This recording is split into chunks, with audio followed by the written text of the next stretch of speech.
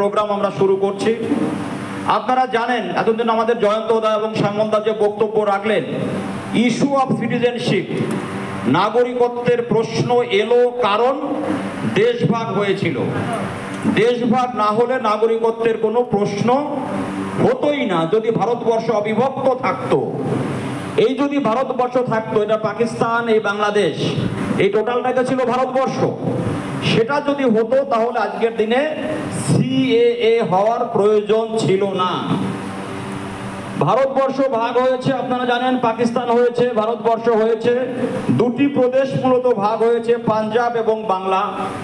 পাঞ্জাবের সমস্যা বলা যেতে পারে সমাধান করেছে পণ্ডিত নেহরু, কিন্তু বাংলার কোনো সমস্যার সমাধান হয়নি। এই সেই বাংলা, সবুজ অংশটা আজকের বাংলাদেশ, আর এটা হচ্ছে পশ্চিমবঙ্গ। দেশভাগের ফলে আমাদের ডক্টর জয়ন্ত কুমার রায় বললেন ধর্মের ভিত্তিতে দেশভাগ, যার ফলে দেশভাগের ফল কি দেখা গেল? দেশভাগের ফল হচ্ছে এটা, উদ্বাস্তু আগমন। দেশভাগের ফল এটা। দেখছেন মানুষ কিভাবে যাচ্ছে। এখানে যারা বসে আছেন অনেক বয়স্ক মানুষ, তাদের এই স্মৃতি নিশ্চয়ই নজরে থাকবে। দেশভাগ হচ্ছে এরকম, ওখান থেকে লক্ষ লক্ষ মানুষ এসে কোথাও একটা দেখেন ফাঁকা জায়গায় শেডের নিচে, এরপর এরা যাবে কোথায়? দেখুন কোথায় যাচ্ছে তারা, যে যেখানে পারে। এটা দেখুন পশ্চিমবঙ্গে মরিচঝাপির দ্বীপ, এখানেও মানুষ থাকতে চেয়েছিল, রাজনীতির কথা না বললেও চলে, কিন্তু জানেন মরিচঝাপি কারা করেছিল? এখানেও থাকতে পারেনি 1979 বামফ্রন্টের তখন জ্যোতি বসু মুখ্যমন্ত্রী। এই হচ্ছে মরিচঝাপি, ব্লাড আইল্যান্ড। এই নদী সাঁতরে জল আনতে যেত উদ্বাস্তুরা এপারে। এখানে লঞ্চ দেখছেন পুলিশ পাহারায়, মানে অবরুদ্ধ করে মারা হয়েছিল, অবরুদ্ধ করে মারা। বিস্তারিত বলতে গেলে অনেক সময় লাগবে। আপনারা যদি কারবালার কাহিনী যদি জানেন, হাসান হোসেনের গল্প, সে তাকেও হার মানাবে এই মরিচঝাপির হত্যাকাণ্ড। এই মানুষরা কিন্তু উদ্বাস্তু সমাজেরই সব মানুষ। আমরা যারা এখানে বসে রয়েছি আমাদেরই তারা প্রতিনিধি, আমাদেরই পূর্বপুরুষ। এই দেশভাগের ফলে যে মানুষগুলো দেশ ছেড়ে এখানে এলো তাদেরকে রিফিউজি বলা হয়েছে। United nation high commissions of রিফিউজিদের সংজ্ঞায় বলা হয়েছে যারা ওই নিজের দেশে থাকতে পারলেন না ধর্মীয় অত্যাচারের কারণে, দ্বিতীয় দেশে যখন আশ্রয় নিচ্ছেন এবং গভীর ভয়ের কারণে সে দেশে আর ফিরে যেতে চাইছেন না, তখন এই মানুষদেরকে রিফিউজি বলা হয়েছে। এই যে রিফিউজিরা যারা এলেন দেশভাগের কারণে, যেটা জয়ন্তদা বললেন, আমি আর বিস্তারিত যাব না। এখানে দেখুন ন্যাশনাল কমিটমেন্ট কথাটা স্মরণ করাতে চাই, যেটাকে বাংলায় বলি জাতীয় প্রতিশ্রুতি। দেশভাগের ফলে মানুষরা আসবেন, এটা স্বাভাবিক ছিল, কিন্তু এই মানুষরা এলে বলা যেতে পারে দেশভাগ। গান্ধীজি বলেছিল India would be partition over my dead body, কিন্তু গান্ধীজি ডেড বডির উপরে দেশভাগ হয়নি। দেশভাগ হয়েছিল উদ্বাস্তু মানুষের সর্বস্ব হারানোর মধ্য দিয়ে। তখন তাদের কমিটমেন্ট ছিল তারা যেদিনই আসবে ভারতবর্ষে সেই দিনই ভারত সরকার তাদের সমস্ত রকম দায়িত্ব গ্রহণ করবে। দেশের প্রথম প্রধানমন্ত্রী বক্তব্য একই, ভাষা একটু আলাদা হলেও। দেশের প্রথম হোম মিনিস্টার সর্দার বল্লভভাই প্যাটেল, একই বক্তব্য ছিল। দেখবেন ডক্টর রাজেন্দ্র প্রসাদ, দেশের প্রথম রাষ্ট্রপতি, একই বক্তব্য ছিল।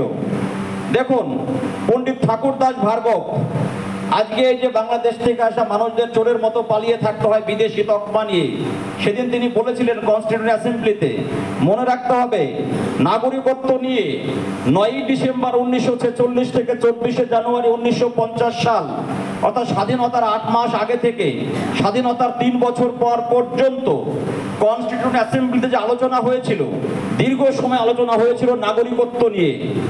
সেইখানে পণ্ডিত ঠাকুরদাস ভার্গব বলছিল এই যে লক্ষ লক্ষ মানুষ ওপার বাংলা থেকে এখানে আসছেন, এরা কিন্তু বিদেশি নয়। কথার মার প্যাচে এদের নামের সঙ্গে যদি বিদেশি আখ্যা জুড়ে দেওয়া হয় তাহলে সেটা হবে মহাপাপ। কারণ দেশভাগের জন্য এরা নিজেরা দায়ী নয়, দায়ী হলো সরকার যারা দেশভাগের সিদ্ধান্ত নিয়েছিল। দেখুন এই ছবিটা দেখতে পাচ্ছেন, অত্যন্ত সজ্জন মানুষ, সকলেই জানেন আমাদের জয়ন্তদা যেরকম, ঠিক আছে। ডক্টর মনমোহন সিং অত্যন্ত উচ্চ শিক্ষিত মানুষ, দেশে 10 বছর প্রধানমন্ত্রী ছিলেন। 2003 সালে যখন তিনি বিরোধী দলনেতা, আপনারা অনেকে জানেন কিনা ডক্টর মনমোহন সিং নিজেও কিন্তু উদ্বাস্তু, পাকিস্তানের করাচিতে তার জন্ম। তিনিও কিন্তু সেই দিন বলেছিলেন যে না, ওখানকার সংখ্যালঘুরা নির্যাতনের শিকার, দেশের আইন তাদের ফেভারে হওয়া উচিত। প্রকাশ কারাট, আপনারা সকলের নাম জানেন, সিপিএম এর প্রবল প্রতাপান্বিত নেতা, জেনারেল সেক্রেটারি পলিট ব্যুরোর, তারাও কিন্তু 20তম পার্টি কংগ্রেস যেটা কোচিগড়ে হয়েছিল, সেখানেও বাঙালি শরণার্থীদের নাগরিকত্ব দেওয়ার কথা বলেছিল। এত প্রতিশ্রুতি আমরা পেলাম, এটাকে ন্যাশনাল কমিটমেন্ট কেন বলছি? যেহেতু জাতীয় নেতারা যদি প্রতিশ্রুতি দেন, আজকে আমাদের নরেন্দ্র মোদী যদি কোনো প্রতিশ্রুতি দেন, সেটা ভারত সরকারের দেওয়া প্রতিশ্রুতি হয়, ব্যক্তির নয়। তা তৎকালীন সময়ে দেশের যারা প্রথম রাষ্ট্রপতি, প্রধানমন্ত্রী, জাতির জনক, সকলের কমিটমেন্ট ছিল যে ওপার বাংলা থেকে, পাকিস্তান থেকে যখনই সংখ্যালঘুরা আসবে তাদের দায়িত্ব নেবে ভারত সরকার। সব রকম দায়িত্ব বলতে যা বোঝা, যেটা পাঞ্জাবের ক্ষেত্রে করা হয়েছে। এই সব প্রতিশ্রুতির বিনিময়ে আমরা কি পেলাম? একটা সংবিধান পেলাম। যে সংবিধান, এটা হচ্ছে ডক্টর বি.আর. আম্বেদকরের প্রেসিডেন্টশিপে, যে কনস্টিটিউয়েন্ট অ্যাসেম্বলিতে যেটা খসড়া তৈরি হয়েছিল, দেশের প্রথম রাষ্ট্রপতির হাতে তুলে দিচ্ছেন 26শে জানুয়ারি 1950 যে সংবিধান আমাদের দেশে কার্যকরী হয়। এই সংবিধানের দেখবেন পার্ট 2, আর্টিকেল 5 to 11, এখানে নাগরিকত্ব নিয়ে আলোচনা আছে। খুব একটা কথা পরিষ্কার বুঝবেন, যেটা শ্যামলদা অনেকক্ষণ বলেছেন। আর্টিকেল 5 থেকে 11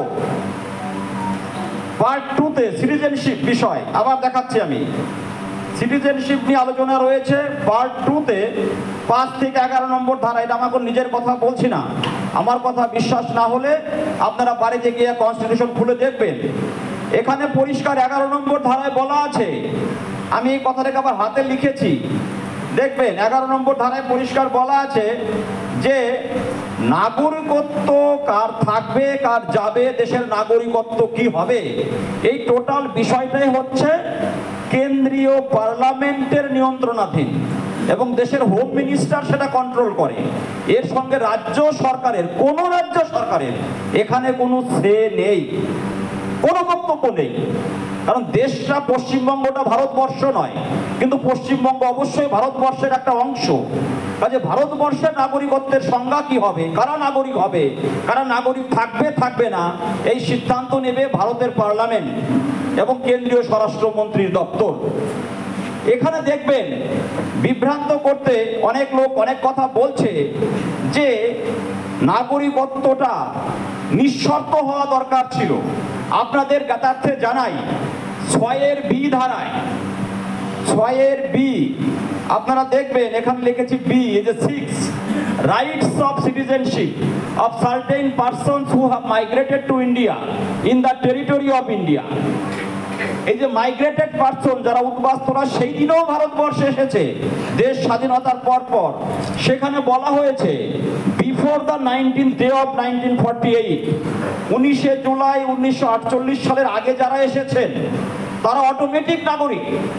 কিন্তু 1948 সালের 19শে জুলাইয়ের পরে যারা এসেছেন, after the 19th day of July 1948, তাদেরকে সেই দিনেও আবেদন করেই নাগরিকত্ব নিতে হতো। এটা মনে রাখবেন। এবং কন্ডিশন কি ছিল? অন্ততপক্ষে 6 মাস সেই ব্যক্তিকে এখানে বসবাস করতে হবে, at least 6 months immediately preceding the date of his application.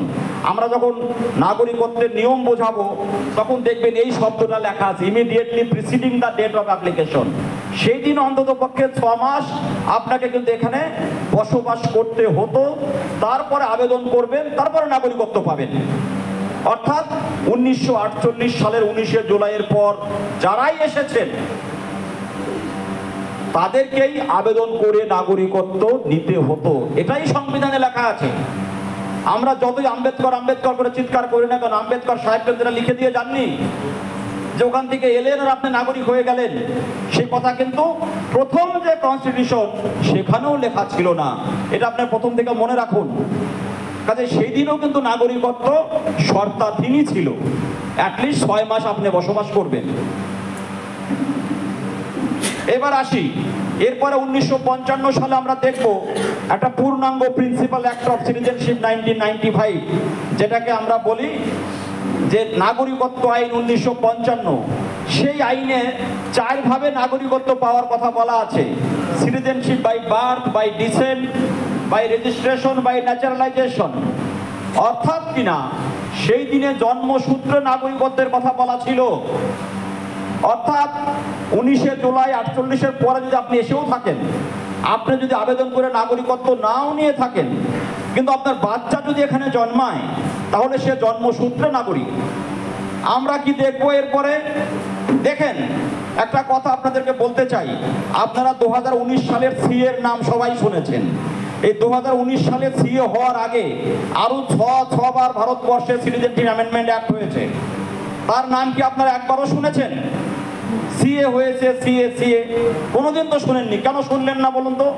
কারণ 86 সালে যখন সিএ হয়, তখন রাজীব গান্ধী দেশের প্রধানমন্ত্রী। সেই সিএতে জন্মসূত্রে নাগরিকত্বের অধিকার কেড়ে নেওয়া হলো ফার্স্ট টাইম। সেখানে সেই সিএ লাগু হলো 87 সালের 1 জুলাই। এটা মনে রাখবেন যে 1 জুলাই 1987 এই সালটা এসআইআর এ লাগবে, মনে রাখবেন। যারা কাগজ কলম নিয়ে এসেছেন লিখে রাখুন। 1st day of July 1987 এটা যখন লাগু হয়, সেখানে বলা হলো 87 সালের 1 জুলাইয়ের আগে যারা জন্মেছেন তারা জন্মসূত্রে নাগরিক। এর পরে যদি আপনি জন্মান, যদি কোনো বাচ্চা জন্মায়, তার বাবা মায়ের একজনকে অবশ্যই ভারতের নাগরিক হতে হবে। তাহলে আপনার বাবা ঠাকুরদা যদি 19শে জুলাই 48-এর পরে আসেন, আপনি তো নাগরিকত্ব নেননি, তাহলে আপনি তো দেশের নাগরিক নন। তাহলে আপনার বাচ্চাটা যদি 87-র পরে জন্মায়, তাহলে সেও তো বেনাগরিক হয়ে গেল। তাহলে এই আইনটা কি উদ্বাস্তুদের পক্ষে গেল না বিপক্ষে গেল? বলুন, দয়া করে কথা বলুন। আইনটা কি উদ্বাস্তুদের পক্ষে না বিপক্ষে? বিপক্ষে গেল। তাহলে উদ্বাস্তুদের বিপক্ষে যখন গেল, সেই দিনও কিন্তু কেউ এই আইনের কোনো প্রতিবাদ করেনি।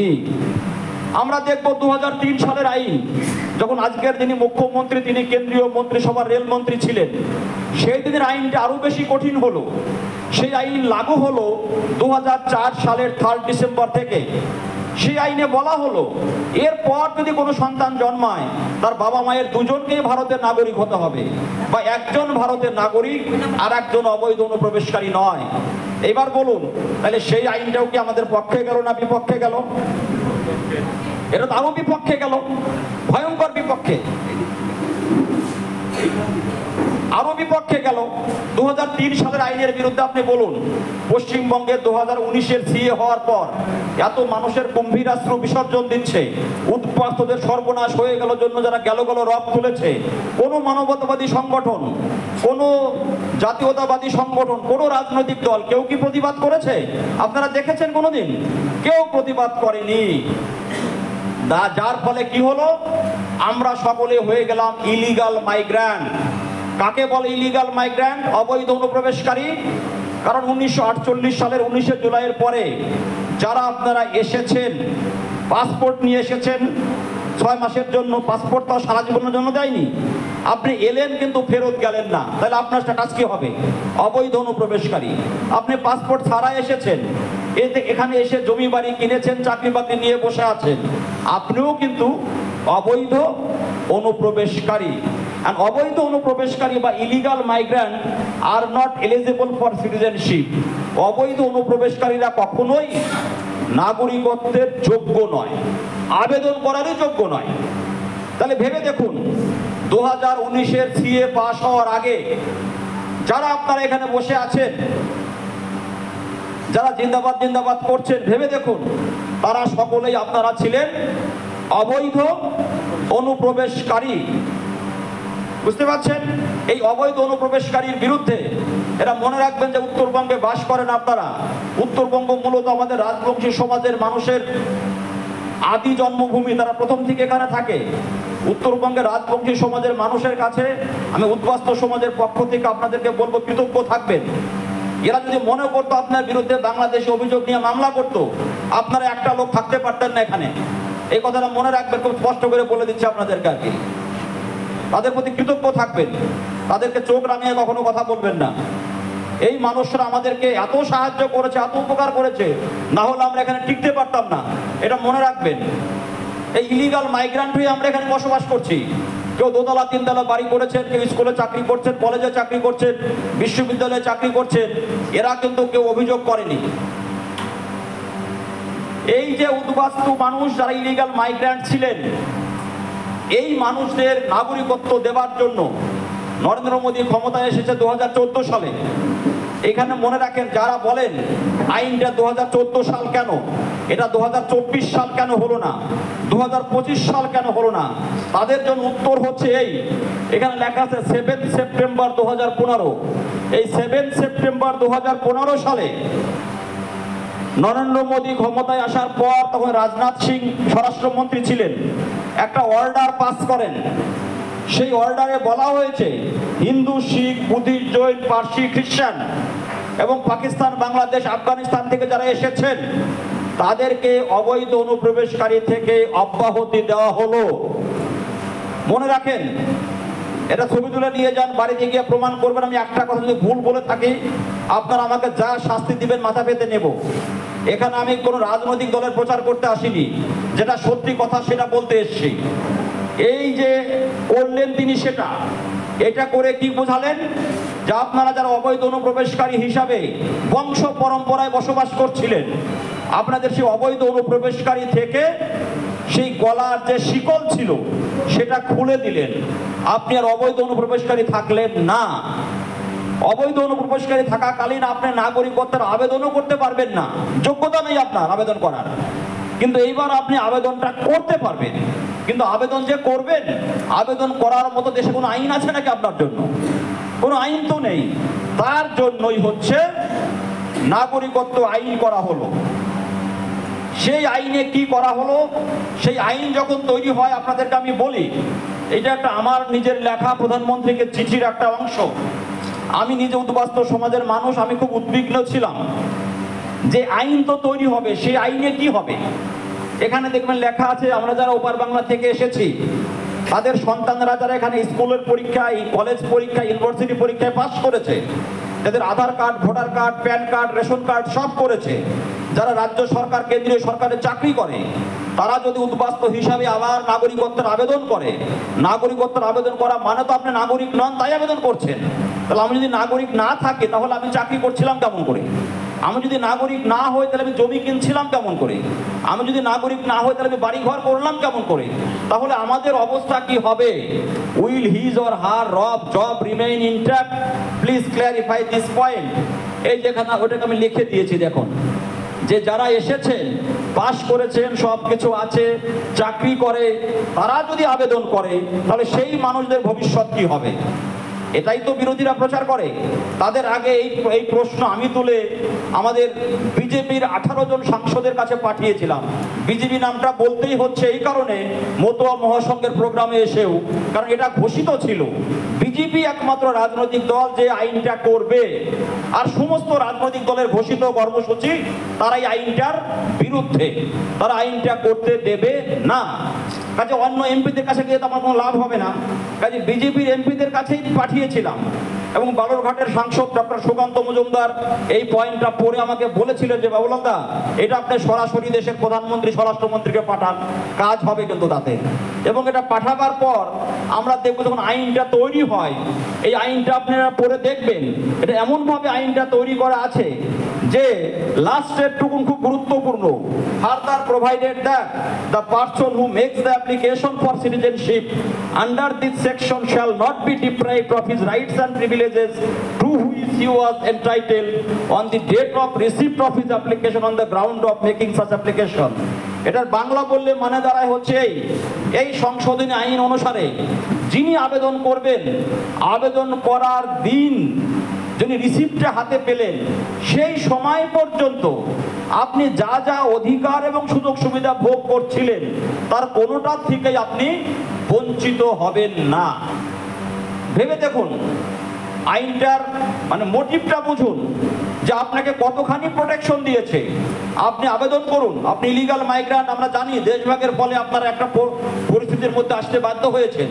এই আইনে আপনি নির্দ্বিধায় আবেদন করুন, আবেদন করার সময় পর্যন্ত যা যা অধিকার এবং সুযোগ সুবিধা আপনি ভোগ করছিলেন তার কোনোটা থেকেই আপনি বঞ্চিত হবেন না।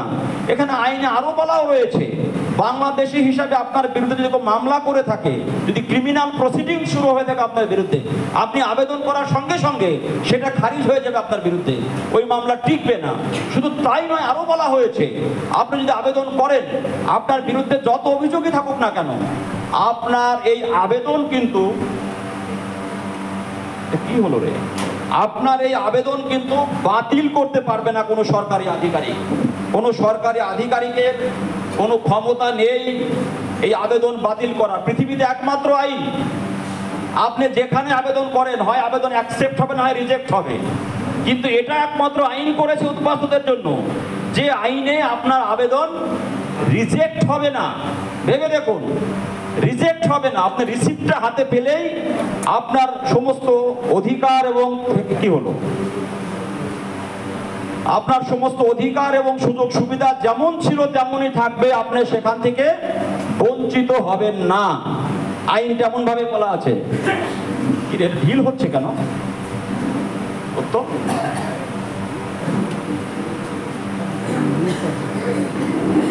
না, নড়াচড়া করছিস কেন?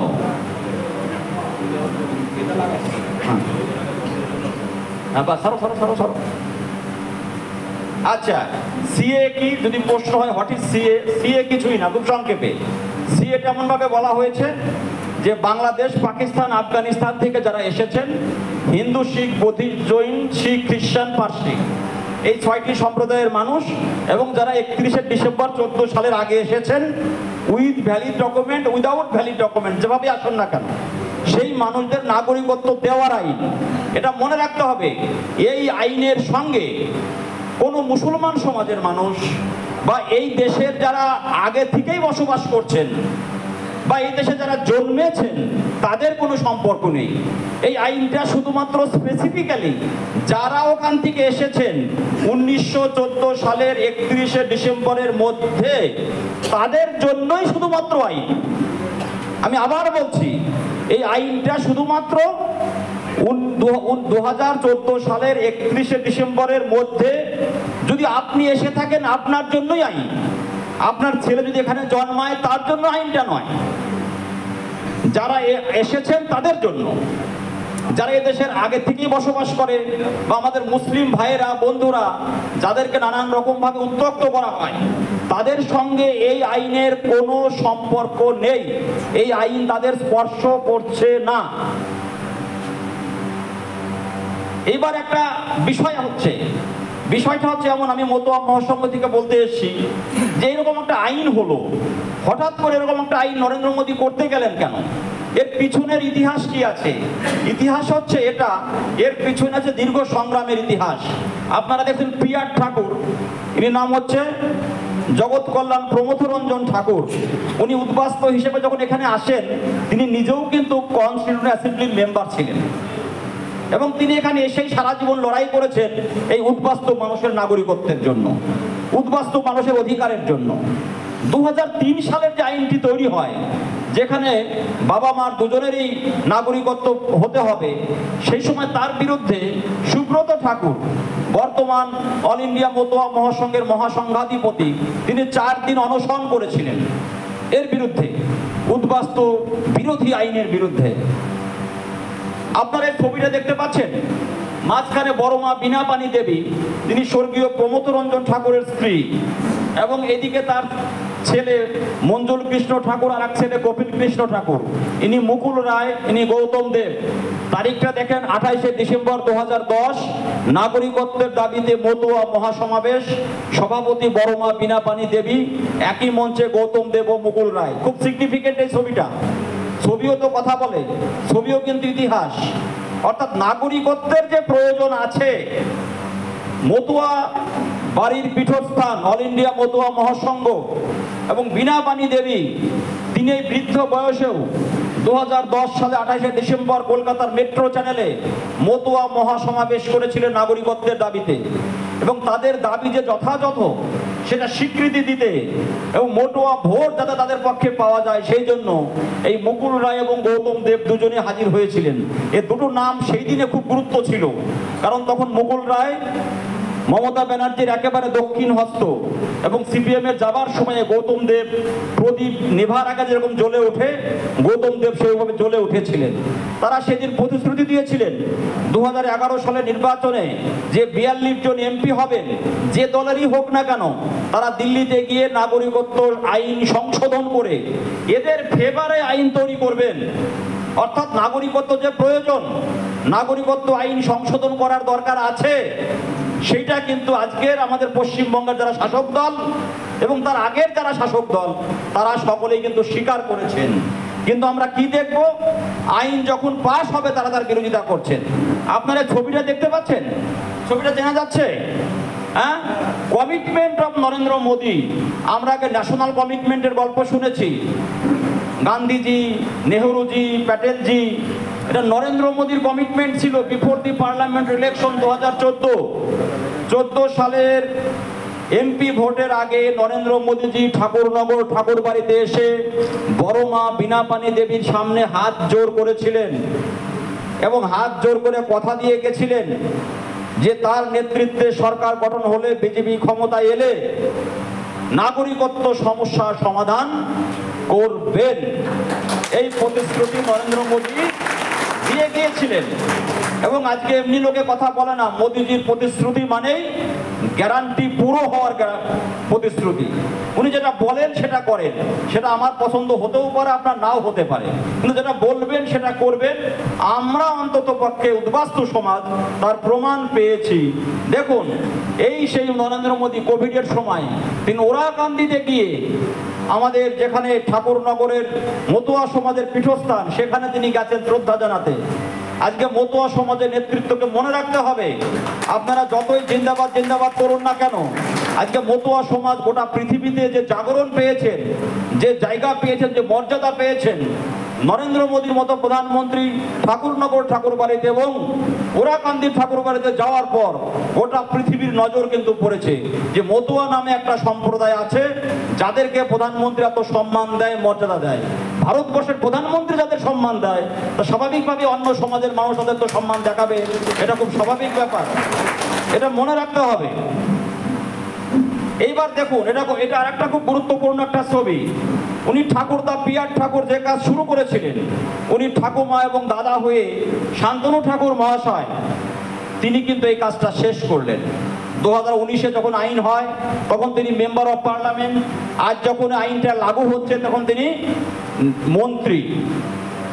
এখানে একটা ছবি দেখুন, কি সেই ছবি? এখানে আমরা আরেকটা প্রতিশ্রুতি পেয়েছিলাম। দেখুন, নাম বলছি না, আবার বলবেন আপনারা রাজনীতি করছেন নাম বলে। ইনিও কিন্তু পায়ে ধরে প্রতিশ্রুতি দিয়েছিলেন, তার বিনিময়ে কি পেয়েছি আমরা? এটা আওয়াজ হবে না? হবে না,